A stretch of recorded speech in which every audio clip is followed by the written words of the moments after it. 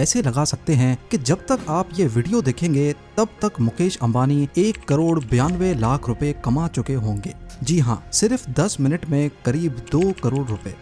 आजकल हर तरफ मुकेश अंबानी के बेटे की शादी के चर्चे हैं, जिसमें दुनिया भर से मुख्तलिफ सेलिब्रिटीज ने शिरकत की। दुनिया के टॉप परफॉर्मर्स, क्रिकेटर्स और मूवी स्टार्स ने शिरकत करके शादी को 4 चांद लगा दिए।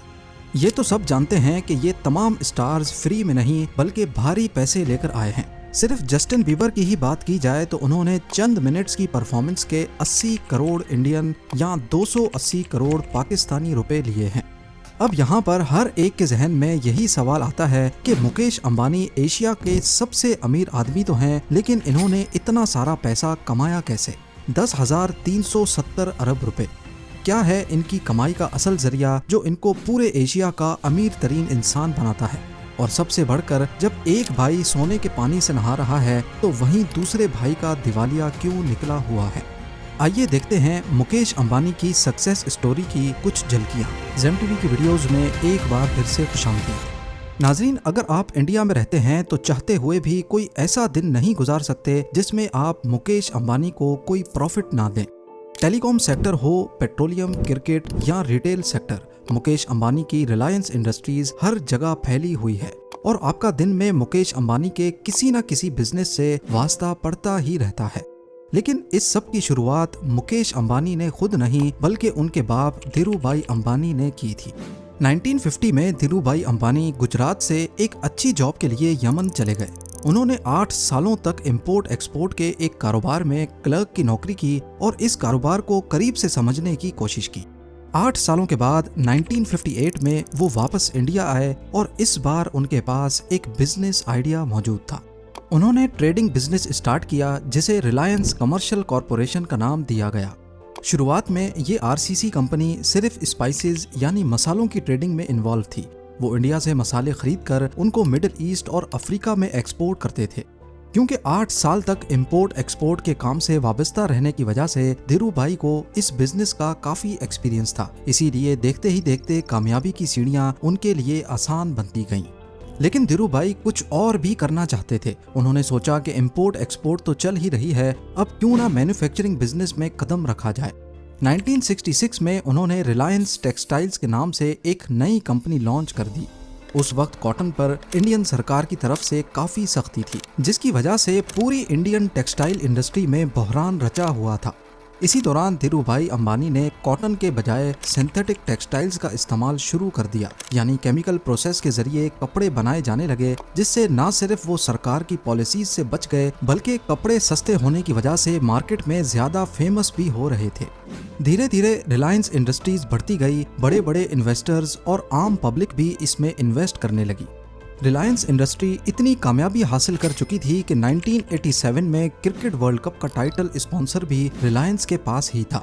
अब यहाँ पर एक चैलेंज ये था कि धीरूभाई अंबानी को टेक्सटाइल इंडस्ट्री चलाने के लिए पेट्रोकेमिकल्स दूसरी इंडस्ट्रीज से खरीदने पड़ते थे, इसीलिए उन्होंने अपना पेट्रोकेमिकल बिजनेस स्टार्ट करने का इरादा कर लिया। इस तरह रिलायंस पेट्रोलियम इंडस्ट्री में भी उन्होंने कदम जमा लिए। 1986 में जब धीरूभाई अंबानी बीमार हुए तो उनके दोनों बेटे अनिल और मुकेश अंबानी बिजनेस में उनकी हेल्प करने लगे और जब तक धीरूभाई अंबानी जिंदा रहे दोनों बेटे उनके नीचे मिलकर काम करते थे। मगर 2002 में जब धीरूभाई की मौत हुई तो एक नया डिस्प्यूट सामने आ गया। अपनी मौत से पहले धीरूभाई अंबानी ने अपनी जायदाद की तकसीम यानी उसकी डिवीजन के बारे में कुछ नहीं बताया था, तो अब उनके जाने के बाद रिलायंस इंडस्ट्रीज का कंट्रोल कौन संभालेगा? इसी सिलसिले में रिलायंस के बोर्ड ऑफ गवर्नर्स की मीटिंग कॉल की गई और उसमें फैसला हुआ कि ज्यादा कंट्रोल मुकेश अंबानी को दिया जाएगा और यहीं से दोनों भाइयों के दरमियान दरार पड़ गई। दोनों भाई आपस में लड़ने लगे और एक दूसरे से बातचीत खत्म कर दी। लेकिन उनकी मां से ये सब ना देखा गया और उन्होंने फैसला किया कि दोनों भाई बिजनेस को आधा आधा डिवाइड कर लें और अपना अपना काम करें। इस तरह 2005 में रिलायंस इंडस्ट्रीज को 2 भाइयों में डिवाइड कर दिया गया। रिलायंस ऑयल, गैस, पेट्रोकेमिकल और मैन्युफैक्चरिंग मुकेश अंबानी के हिस्से में आए और रिलायंस एनर्जी, टेलीकॉम और रिलायंस कैपिटल अनिल अंबानी को मिले। इस तरह ये प्रॉब्लम तो सॉल्व हो गई, लेकिन दोनों भाइयों के दरमियान इख्तलाफात फिर भी चलते रहे और कई बार ये मामलात कोर्ट तक भी जा पहुंचे। मुकेश अंबानी ने अपने हिस्से के बिजनेस को मेहनत करके बढ़ाना शुरू कर दिया। उनके हिस्से में जो जामनगर पेट्रोलियम रिफाइनरी आई थी, उन्होंने उसकी प्रोडक्शन को बढ़ाकर उसमें state of the art manufacturing facilities install करके उसे दुनिया की सबसे बड़ी पेट्रोलियम रिफाइनरी बना दिया। सिर्फ यही नहीं बल्कि इस इंडस्ट्री में एक और नई रिफाइनरी को भी शामिल करके रिलायंस पेट्रोलियम का प्रॉफिट मजीद बढ़ा दिया। उसके बाद मुकेश अंबानी ने रिटेल इंडस्ट्री में भी कदम रख दिया, जिसके चलते भारत में एक इनकलाब बरपा हुआ और पूरे इंडिया में स्मार्ट बाजार के नाम से डिस्काउंटेड स्टोर्स और सुपर मार्ट्स खोले गए, जहां कंज्यूमर्स को तमाम आइटम्स डिस्काउंटेड रेट्स पर एक ही जगह पर मिल जाया करते थे। 2008 में जब क्रिकेट की सबसे बड़ी लीग इंडियन प्रीमियर लीग का आगाज हुआ तो मुकेश अंबानी इसमें भी कूद पड़े। IPL की सबसे महंगी टीम मुंबई इंडियंस को खरीद लिया और ये टीम अगले कई सालों तक IPL की मोस्ट वैल्यूएबल टीम रही। यहाँ तक कि जब कोरोना के दिनों में खाली स्टेडियम्स में मैचेस करवाए गए, तब भी मुंबई इंडियंस ने रिकॉर्ड प्रॉफिट जनरेट किया। 2016 में मुकेश अंबानी ने टेलीकॉम इंडस्ट्री में कदम रखा और ये कदम इतना भारी था जो टेलीकॉम इंडस्ट्री के दूसरे कॉम्पिटिटर्स को कुचलने वाला था। जियो के नाम से उन्होंने एक मोबाइल नेटवर्क लॉन्च किया जिसमें कॉल्स, डाटा और मैसेजेस को पब्लिक के लिए फ्री कर दिया गया। लोगों ने दूसरे नेटवर्क्स छोड़कर धड़ाधड़ जियो की सिम्स खरीदना शुरू कर दी क्योंकि यहाँ सब कुछ फ्री मिल रहा था। देखते ही देखते जियो के यूजर्स 450 मिलियंस तक पहुंच गए और जियो ने जब 5G नेटवर्क लॉन्च किया तो यूजर्स की तादाद मजीद बढ़ गई। ये नेटवर्क अब 6G टेक्नोलॉजी पर भी दुनिया की बड़ी कंपनीज के साथ मिलकर काम कर रहा है। जियो की सक्सेस इतनी ज्यादा थी कि दूसरी टेलीकॉम कंपनीज ने जियो पर केस कर दिया। उनका कहना था कि जियो अपने कंज्यूमर्स को सब कुछ फ्री दे रहा है, जिससे मार्केट में कंपटीशन खत्म हो रहा है। इससे आप अंदाजा लगा सकते हैं कि जियो ने बाकी टेलीकॉम कंपनीज को किस हद तक हिट किया था। जियो ने बाद में फ्री सर्विसेज खत्म करके बहुत ही कम चार्जेस पर कॉल्स और डाटा प्रोवाइड करना शुरू कर दिया, जिससे दूसरी कंपनीज को भी अपने रेट्स कम करने पड़े और आज इसी वजह से इंडिया में इंटरनेट बंडल्स दुनिया के सस्ते तरीन रेट्स पर मिलते हैं। 2024 में मुकेश अंबानी ने इंडिया की सबसे बड़ी मीडिया कंपनी बनाने का भी ऐलान कर दिया, जिसके लिए उन्होंने अमेरिकन एंटरटेनमेंट जायंट डिज्नी के साथ $8.5 बिलियन का कॉन्ट्रैक्ट भी साइन कर लिया है। और इसी तरह पूरे भारत में हर सेक्टर पर किसी न किसी तरह मुकेश अंबानी जरूर असरअंदाज होते हैं। आज मुकेश अंबानी की नेटवर्थ $122 बिलियन से भी ज्यादा है, जो 34,160 अरब पाकिस्तानी जबकि 10,370 अरब इंडियन रुपीस के बराबर है। इस हिसाब से ये दुनिया के 11वें अमीर तरीन शख्स हैं। अगर इस लिस्ट में से अमेरिकन बिलियनर्स का नाम हटा दिया जाए तो मुकेश अंबानी पूरी दुनिया के दूसरे अमीर तरीन शख्स कहलाए जाएंगे। अब जाहिर है जब पैसे की रेल पेल इतनी ज्यादा हो तो खर्चे भी फिर इसी हिसाब से होते हैं। मुंबई में मौजूद मुकेश अंबानी का घर, जिसे एंटिलिया कहा जाता है, बहुत ही फेमस है।